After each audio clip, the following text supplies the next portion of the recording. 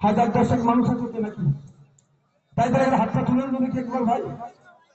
আরে যারা দূরে আছেন আমাদের লোক কি করে বুঝবে? তাহলে হাতটা তুলেন তো, গরমের চোটে ওই ছাদে উঠে গেছে। মায়েরা আছে তো নাকি? কম করে হাজার দশেক মানুষ আছে তো এখানে। আপনাদেরকে আজকে একটা দায়িত্ব দেবো, নিতে পারবেন? একটু দায়িত্ব নিতে হবে। এখানে যারা এসে উপস্থিত হয়েছেন বসুন। এখানে যারা এসে উপস্থিত হয়েছেন, আপনারা অনেক বাধা বিপত্তিকে উপেক্ষা করে উপস্থিত হয়েছেন। আপনাদেরকে একটা দায়িত্ব নিতে হবে। সেই দায়িত্বটা কি?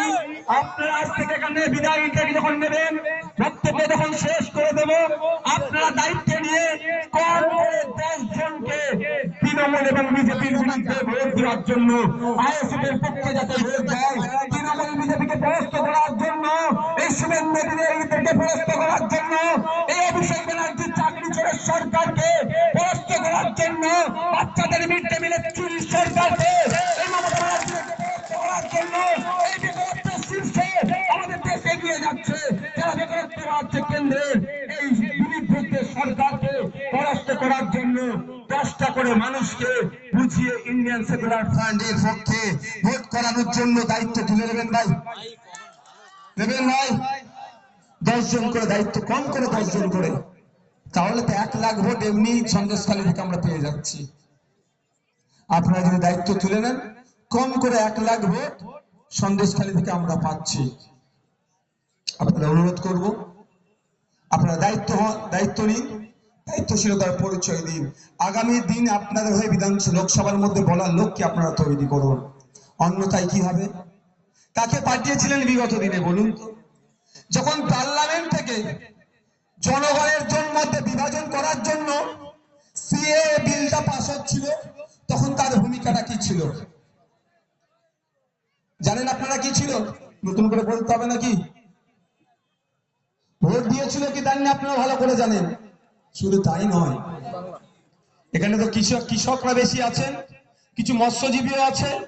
কৃষকদের বিরুদ্ধে পার্লামেন্ট থেকে মোদী সরকার যেভাবে সেই ব্রিটিশরা নীল চাষের মাধ্যমে চাষিদেরকে যেভাবে শোষণ করত, চাষিদেরকে যেভাবে অত্যাচার করত, এই কারণে আবার নতুন করে পশ্চিমবাংলা সহ সারা দেশের কৃষকদেরকে শোষণ করার জন্য যে বিলটা নিয়ে এসেছিল, তার বিরোধিতা করার জন্য আমরা কথা বলেছি।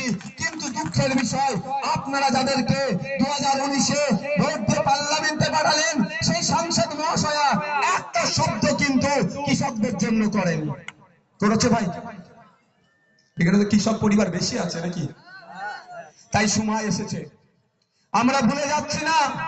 রেখা পাত্র মহাশয়া এখন যে দল থেকে তিনি প্রতিনিধিত্ব করার জন্য বসিরহাটে যিনি তাকে মনোনীত করেছে, সেই রেখা পাত্র মহাশয়ার দলকে আমরা ভুলে যাচ্ছি না।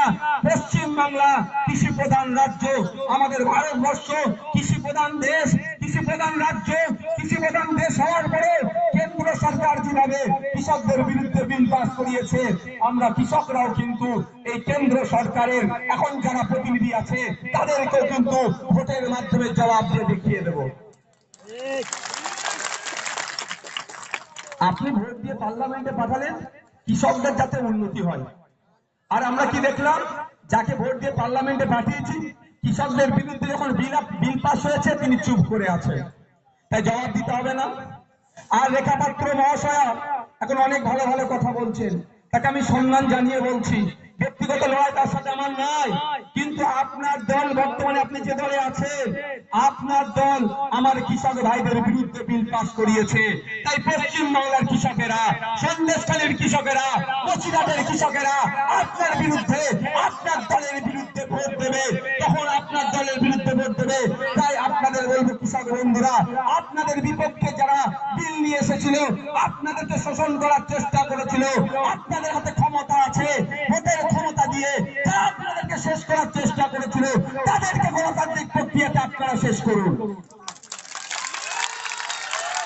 বিজেপির বিরুদ্ধে একটা ভোট হবে, একটাও ভোট হবে না। বিভাজনের কথা বলে, হিন্দু মুসলমানের লাগিয়ে দেওয়ার কথা বলে, আর আমার বাড়ির ছেলেটা চাকরি পাচ্ছে না, বেকারত্বের শীর্ষে দেশ এগিয়ে যাচ্ছে।